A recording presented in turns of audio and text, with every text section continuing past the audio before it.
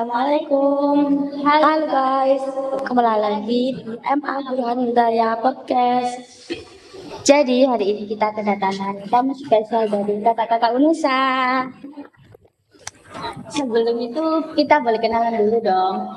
Aku Bilkis, aku Utami, dan gak lupa juga hari ini kita kenalan sama kakak-kakaknya. Boleh kenalan dong kak? Oke, dimulai dari aku dulu ya. Ya. Oke, baik, saya Barakatul Ambia, bisa dipanggil Ambia. Dan rekan saya, Aisyah Rahmawati, bisa dipanggil Ais. Kak Ambia dan Ais guys. Jadi kita boleh tanya-tanya dong sama kakak-kakak ini. Boleh banget. banyak. Tanya apa nih? Tujuan kakak-kakak kesini tuh apa sih? Oke, dimulai dari Ais dulu apa Bu? Ya, dia dulu gak apa-apa deh. Yang pertama, tujuan kami yang pertama itu adalah magang Merdeka Kampus Merdeka. Jadi MBKM Bina Pesantren. Jadi ini merupakan program pertama dari prodi kami ya, dari pesantren, yaitu terkait pembinaan dan juga peningkatan derajat kesehatan di lingkungan pesantren. Jadi kita di sini itu magang selama kurang lebih Hampir 1 tahun. hampir 1 tahun sih, nggak kerasa ya. Kita dimulai dari awal bulan sampai akhir tahun ini. Kita juga banyak belajar juga dari MBKM ini, terutama lingkungan pondok pesantren ya, yang jarang teman-teman lainnya di luar sana. Kebanyakan itu di desa. Mungkin dari Kak Is ada tambahan? Iya. Sebelumnya aku mau tanya nih, kan dari Kak Ambia tadi udah menyebutkan kita programnya hampir setahun. Ada ini nggak bosen kan ketemu kita terus? Enggak dong. Enggak bosen ternyata. Seru. Berarti berhasil, bisa dibilang berhasil kegiatannya. Nambah lagi enggak? Nambah lagi nggak ya? Jangan capek ya. Menambahkan dari Ambia tadi ya, jadi kegiatan kami di sini itu berupa pengabdian kepada masyarakat, khususnya di masyarakat pondok pesantren yang ada di Burhanul Hidayah ini. Untuk kegiatan sendiri kan seperti yang adik-adik diketahui ini kan, bahwasanya kita kemarin udah melaksanakan beberapa kegiatan. Contohnya itu screening kesehatan, ikut semua ya? Ya ikut. Nah, ikut. Terus juga ada ini musyawarah waktu itu ya, biar itu. Terus yang selanjutnya itu yang rutin itu acara kegiatan edukasi dan juga pelatihan kader ya kan. Salah satunya ada ini, aku paham banget ini. Nanti kalau adiknya ini bisa ngajak temennya lebih banyak, lebih bagus. Iya, karena ilmunya dapat duluan ini. Dia tambah berkesenian. Itu aja. Mungkin kalau lebih detailnya teman-teman bisa mengikuti lah kegiatan kader-kader. Kalau kita datang ke sini lagi setiap minggu kalau nggak salah itu bisa dilihat dan juga bisa dipelajari buat nambah wawasan itu aja. Gitu. Kalau boleh tahu nih ya kak, program apa sih yang sedang kakak lakuin di sini? Oke. Ais. Iya, kayak yang barusan aku jelasin itu, udah aku jelasin bahwasanya program kita tuh kan pengabdian kepada masyarakat, dan beberapa kegiatannya itu kayak yang tadi screening kesehatan, kayak yang barusan itu BBTB itu kan ada pengukuran nila gitu-gitu. Kalian udah tahu kan? Udah diajarin ini dia.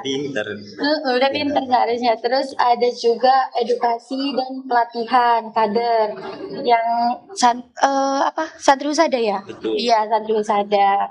Masih ingat gak kira-kira itu pelatihannya apa aja? Ingat gak? Kembalikan aja, ingat apa enggak? Mengulas deh, siapa tahu ada yang masih ingat 1 atau 2 kegiatan gitu. Ada waktu itu pencegahan penyakit menular tidak menular. Ingat gak? Ingat. Cara bidai ada juga. Iya benar. Terus ada jentik-jentik ya kan? Ingat kok dari mereka sendiri. Mungkin udah lupa enggak? Coba tanya. Ya enggak. Masih Oke. Itu sih kegiatan-kegiatannya. Manfaatnya apa aja nih kak? Kalau boleh tahu kita sharing-sharing kan. Manfaatnya. Manfaat Yang kita harapkan nih, lihat tujuannya itu. Yang pertama mungkin manfaatnya dari kami dulu. Manfaat teman-teman mahasiswa itu yang pertama, kami juga tahu lingkungan pesantren seperti apa, tata cara apa sosialisasi di lingkungan pesantren bagaimana, lobby kepada pengurus itu bagaimana. Kalau harapan kami kepada adik-adik itu tingkat kesehatan yang lebih utama itu. Derajat kesehatannya Kesehatannya itu meningkat. meningkat. Yang awal mulanya ya udah bodo amat, jadi peduli terhadap sesama teman-teman, walaupun tidak langsung signifikan ya hasilnya, tapi bertahap itu kayak apa, dikit-dikit menjadi dikit gitu. Jadi sedikit kalian mengedukasi dari satu ke satu yang lainnya akan menjadikan kebiasaan nantinya itu kalau dari kami.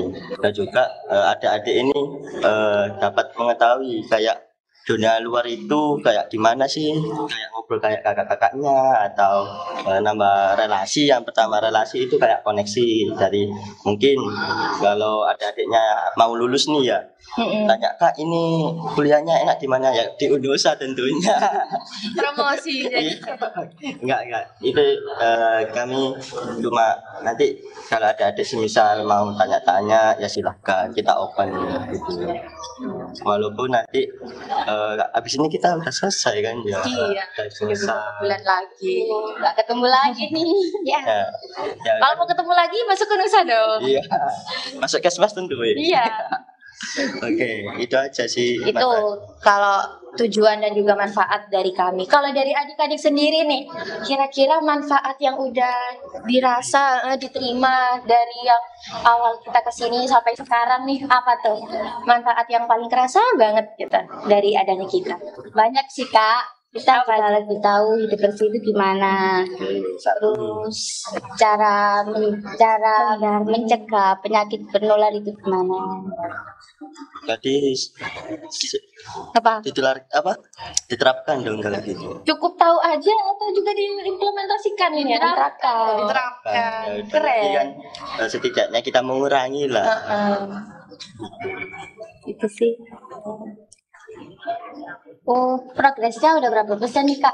Kira-kira? Oke, kalau dilihat dari Waktunya kita kan udah kurang Waktunya berapa kan- bulan, kira-kira berapa persen ya Mbak? sekitar 80? 80 80%, soalnya ya. kita hampir selesai soalnya programnya. Dari perencanaan awal sampai hari ini kita di sini juga ya sekitar 80% karena mau habis juga gitu. Cuma ya balik lagi, sebenarnya presentase ini kan hanya presentase dari sudut pandang kami aja ya. Sebenarnya presentase bisa dikatakan berhasil, itu presentasenya gede, itu balik lagi ke gimana kalian. Karena kan tujuan kami di sini awalnya untuk merubah perilaku di pondok pesantren ini untuk menjadi lebih baik. Kalau misal upaya kami itu berhasil, ya berarti progresnya 100% bisa bisa sampai dikatakan berhasil. Tinggal adik-adiknya ini ya, adik-adik kader iya. bisa enggak apa kayak mengimplementasikan, harusnya bisa dong, Bisa dong. mudah kok bisa diberikan itu sih. Kenapa kakak milih di pesantren ini? Kenapa Mbak? Oke, yang pertama arahan dari prodi sendiri ya Iya. di sini. Terus kita juga melihat mana sih pesantren yang harus diangkat, mana yang urgent banget gitu. Kan kemarin awal masuk kita juga ya sibuk sekali, kayak masuk ke ruang satu, ruang semua sama teman-teman santri, santriwan, santriwati untuk mengetahui kondisi di dalam setiap bilik itu gimana, dapur gimana, kamar mandi gimana. Jadi kita nggak asal-asalan gitu nentuin sasarannya gitu. Karena sebelum kita mengimplementasikan ke sini itu juga ada observasi ya, Mbak. Observasi yang didamping sama dosen-dosen itu tadi. Gitu. Jadilah sasarannya ke pondok pesantren Burhanul Hidayah ini. Gitu. Tapi kakak-kakak ini bagus loh, karena kakak semua santri bisa nerapin kebersihan lingkungan. Alhamdulillah ya. Alhamdulillah banget dong. Tapi nggak sesulit yang dipikirin teman-teman luar kok ya. Mudah, cuma ya itu teman-teman disita waktunya lah sedikit untuk dapat insight yang baru gitu. Tapi nggak bosen kan? Enggak, Serius. nggak bosen. Oke, besok tugasnya ngajak temennya berarti. Iya. Karena ini kader ini yang kita harapkan. Kita Nah. membentuk mereka kan. Tuh.